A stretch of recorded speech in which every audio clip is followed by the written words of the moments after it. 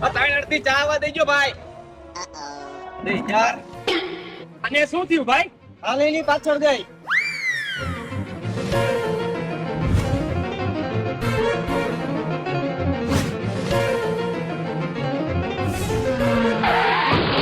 ભાઈ ઉભો તો રે, શું થયું તો કેતો જા. ભાઈ મને એવું લાગે એને લપ થઈ ગઈ હોય ને એવું. હાલ જલ્દી.